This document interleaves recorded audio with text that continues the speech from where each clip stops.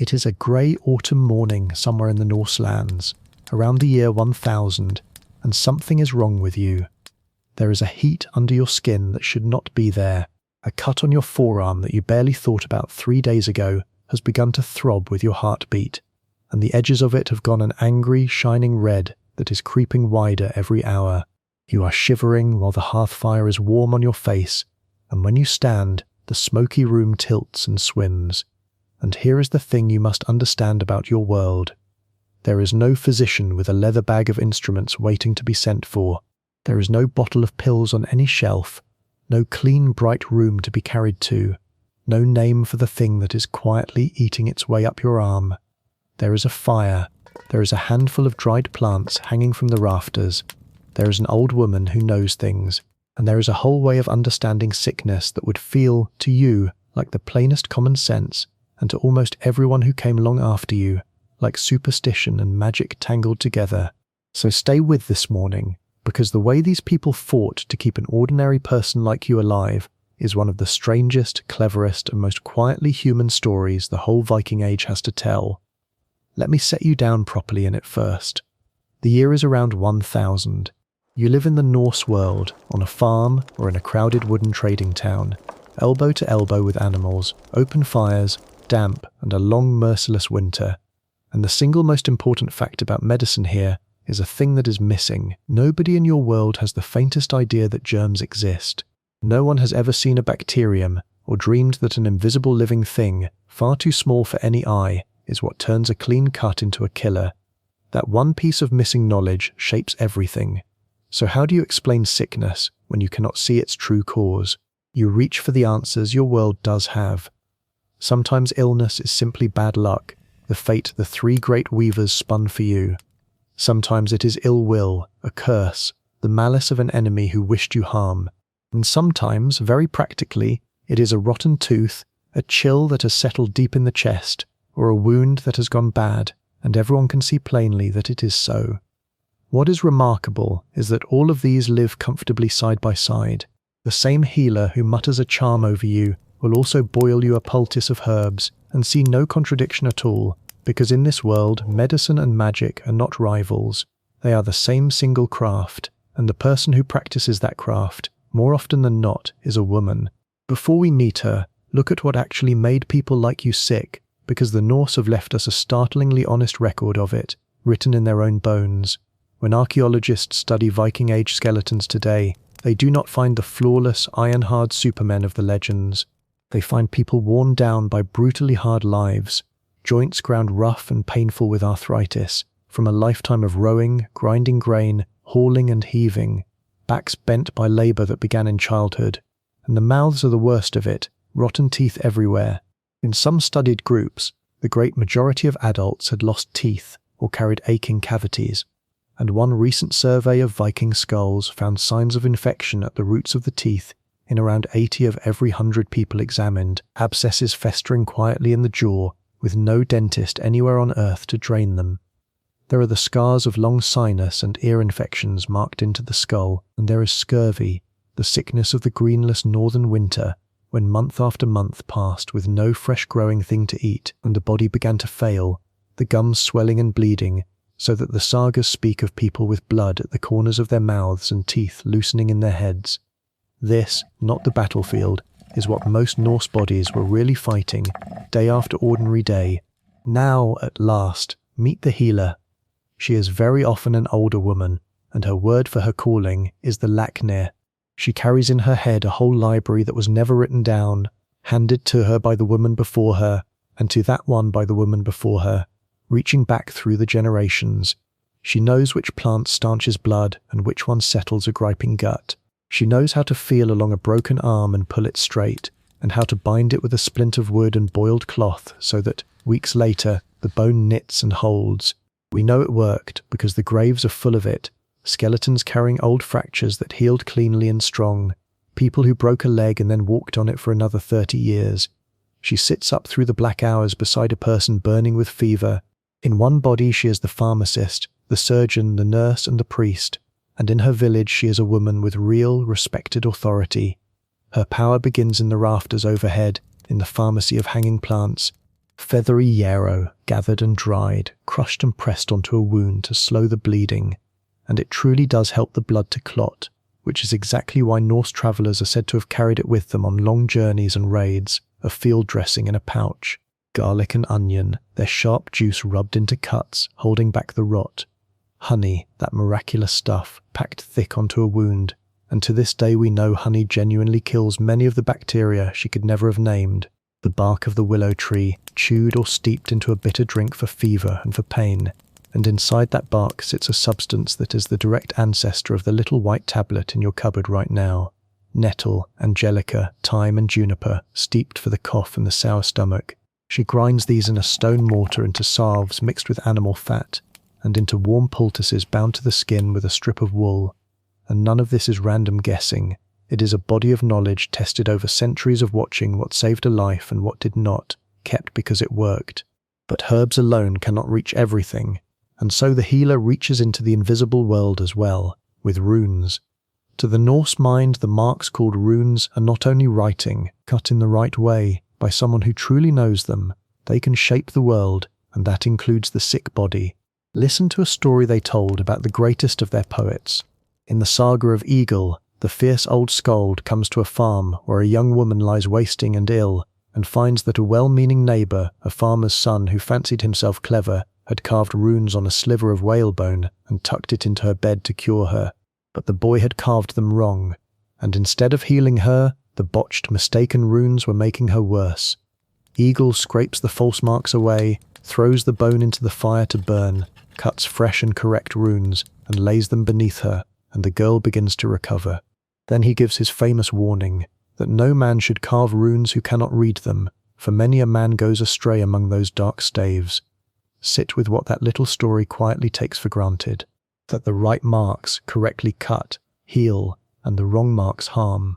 In the old poem, where a Valkyrie schools a hero, she teaches him limb runes, to be cut on the bark and the leaves of the living tree, so that wounds will close, and helping runes, carved on the hands, to ease a woman through a dangerous birth.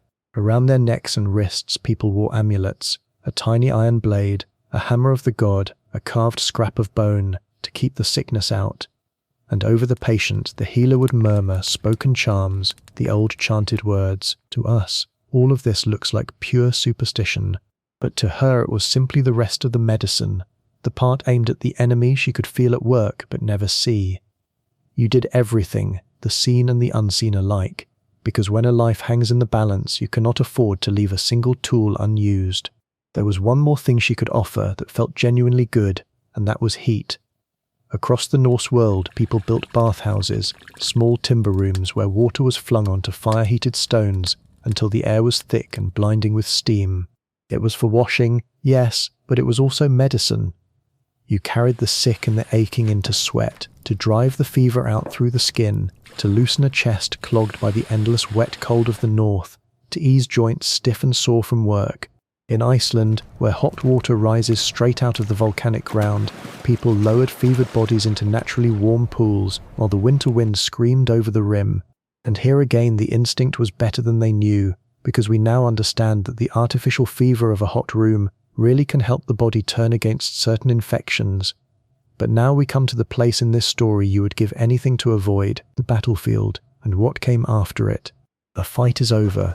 The wounded are carried, groaning, into a barn out of the rain, and a healing woman moves among them with a great kettle hung over a fire, and in that kettle she is boiling a thick porridge of onions and leeks and strong herbs. She goes to the men with deep wounds in the belly, and she feeds them the onion porridge, and then she does something that sounds like nothing at all. She leans down close over each wound, and she smells it, because if she can catch the sharp, unmistakable reek of onion rising out of a gash in a man's stomach, it can only mean one thing. The blade went clean through the wall of the gut. The belly is open to the inside. The onion he swallowed is leaking out through the wound, and there is nothing in her herbs or her runes or her whole world that can save him. That man is going to die, and it is the onion that has told her so. This comes to us straight out of the sagas, from the terrible aftermath of the Battle of Stiklestad in the year 1030. And in that same grim scene there is the wounded poet Thormod, an arrow buried deep in him. When the porridge is brought, he waves it away. He does not need the onion to tell him anything, because he already knows he is finished.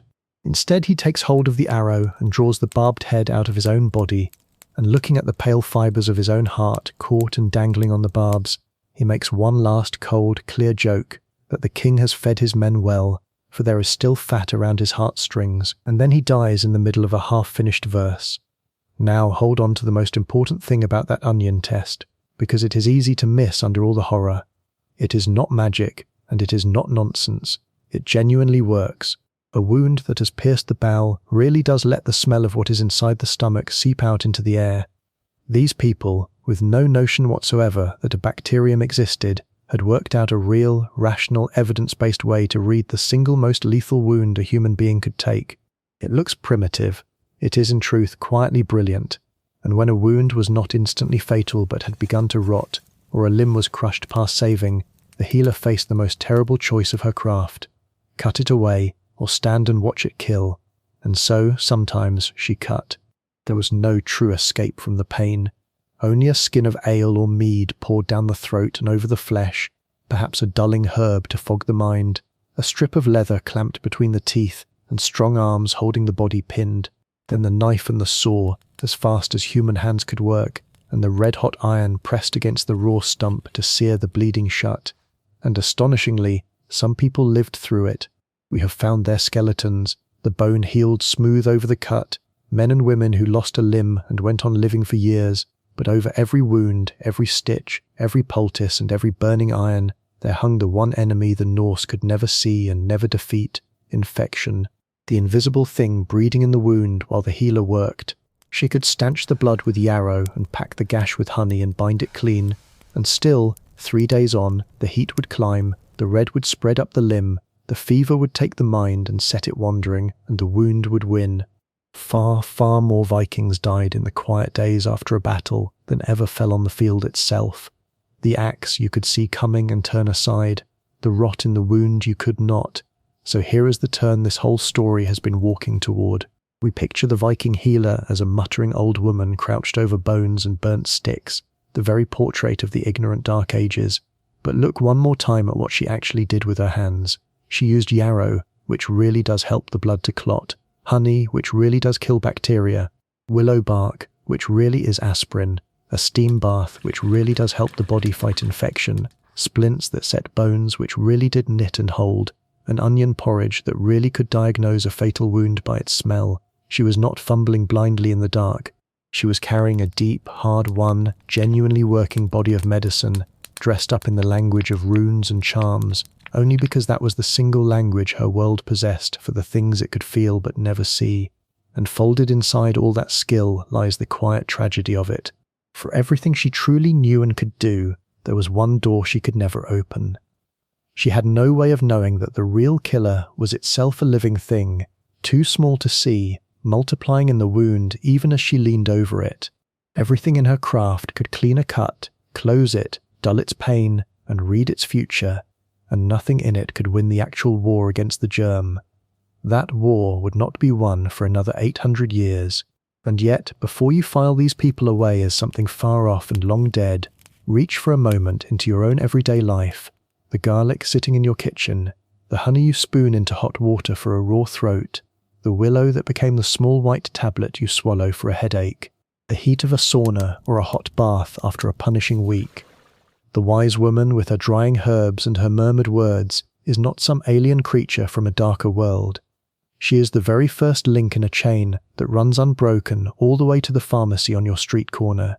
She sat up through the long nights beside people burning with fever, with almost nothing in her hands but plants, patience and nerve, and she fought for their lives anyway.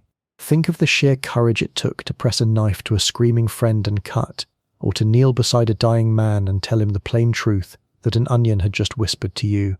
These were not savages. They were human beings staring sickness and death straight in the face with the few tools they had and refusing to look away.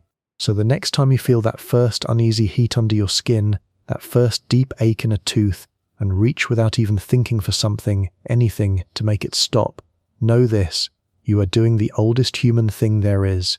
The very same thing an ordinary Norse person did, 1,000 cold autumns ago, in the smoke and the firelight of a longhouse, with yarrow crushed in one hand and a carved rune held tight in the other. So here is what we would truly love to hear from you. Which of these surprised you the most? The onion that could smell death coming, the runes carved and burned to break a fever, or the simple fact that Viking medicine handed us honey, willow, and the sweat bath we still lean on today? Tell us down in the comments, because the real people of the past are almost never who the legends say they were, and when they got sick, they did not lie down and give up. They reached for the plant, the fire, the steam, the carved word, and the steady hands of a woman who knew things, and they fought,